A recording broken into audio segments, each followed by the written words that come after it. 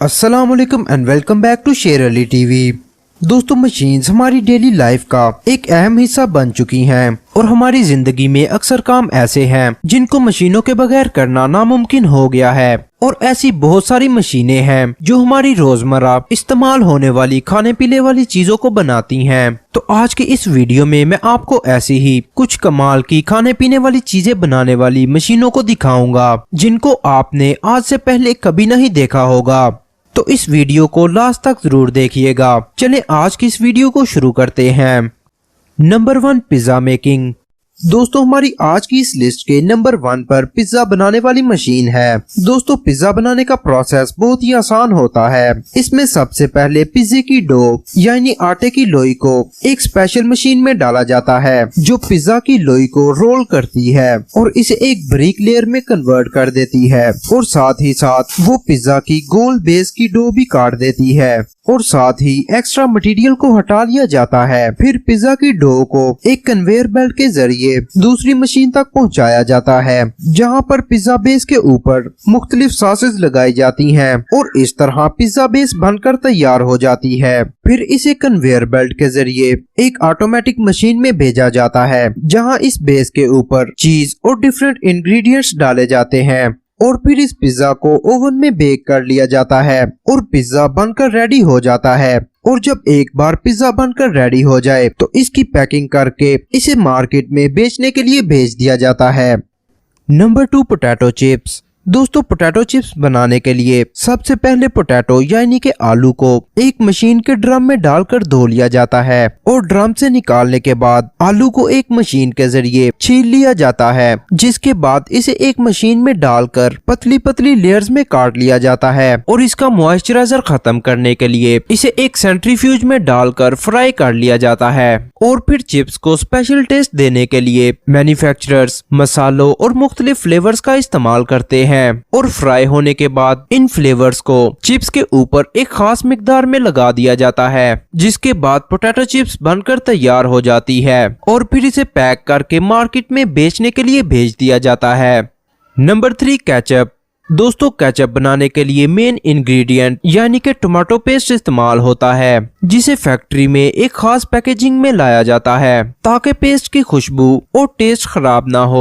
और जब ये पेस्ट फैक्ट्री में पहुंच जाती है तो इसे एक बड़े से कंटेनर में डालकर इसके साथ मुख्तलिफ इंग्रेडिएंट्स जैसा कि नमक, शक्कर और विनेगर को ऐड किया जाता है और इन्हें केचप पैस्चराइजर में तकरीबन 100 डिग्री तक गर्म किया जाता है, जिससे इसके अंदर के बैक्टीरियाज मर जाते हैं, जिसके बाद केचप बनकर रेडी हो जाता है। और फिर बारी आती है इसकी पैकेजिंग की, जिसमें सबसे पहले केचप की प्लास्टिक की बोतल्स को एक कूलिंग सिस्टम से गुजारा जाता है और फिर मुख्तलिफ मशीनों के जरिए इसमें ऑटोमेटिकली केचप की फिलिंग की जाती है और उसके बाद इन बोतल्स को एक चेकिंग प्रोसेस से गुजारा जाता है, जिसके बाद इन पर कंपनी का लोगो लगाकर इन्हें मार्केट में बेचने के लिए भेज दिया जाता है। Number 4, mustard oil. दोस्तों, नंबर 4 पर मस्टर्ड ऑयल या सरसों का तेल आता है। दोस्तों, सरसों का तेल बनाने के लिए सबसे पहले खेतों में उगाई गई सारी सरसों की फसल को काट के फैक्ट्री में लाया जाता है और फिर एक मशीन के जरिए सरसों के सारे दाने निकाल लिए जाते हैं, जिसके बाद सरसों को कन्वेयर बेल्ट के जरिए दूसरी मशीन तक पहुँचाया जाता है। दोस्तों, इस फैक्ट्री में बहुत ज्यादा चक्कियाँ लगी होती है और फिर इन दानों को चक्की में डालकर पीस लिया जाता है, जिससे इन दानों में से निकलने वाला तेल अलहदा हो जाता है और फिर इस तेल को खालिस रखने और इम्प्योरिटी से बचाने के लिए इसको फिल्टर कर लिया जाता है और ये सारा तेल एक टैंकी में डाल लिया जाता है। फिर काम शुरू होता है इसको बॉटल्स में डालकर पैकिंग करने का, जिसे ऑटोमेटिक मशीन के जरिए सरंजाम दिया जाता है और फिर इसके बाद कंपनी इन बॉटल्स के ऊपर अपना लोगो और स्टिकर लगा देती है और इस तरह फैक्ट्री में सरसों का तेल बनकर तैयार हो जाता है, जिसे मार्केट में बेचने के लिए भेज दिया जाता है। Number 5, dairy milk. दोस्तों, नंबर 5 पर डेयरी मिल्क है और ये ऐसी चॉकलेट है जिसे तकरीबन दुनिया के हर बच्चे ने खाया होगा और ये बच्चों के अलावा बड़ी उम्र के लोगों को भी बहुत ज्यादा पसंद है। लेकिन क्या आप जानते हैं कि डेयरी मिल्क को फैक्ट्री में किस तरह से बनाया जाता है? अगर नहीं तो आप थोड़ी देर में जान जाएंगे।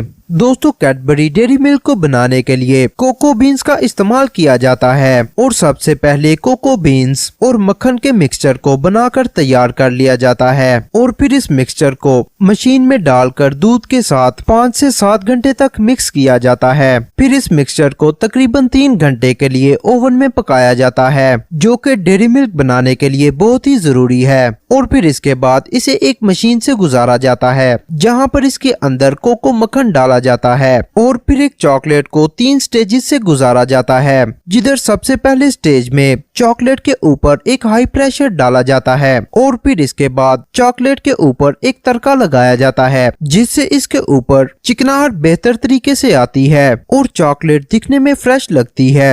और तीसरी स्टेज में इस चॉकलेट को डेयरी मिल्क वाले सांचों में डालकर ठंडा कर लिया जाता है, जिसके बाद चॉकलेट ठोस हो जाती है, जिसे बाद में कंपनी के पैकेट में डालकर पैक कर लिया जाता है। नंबर 6 हाजमोला।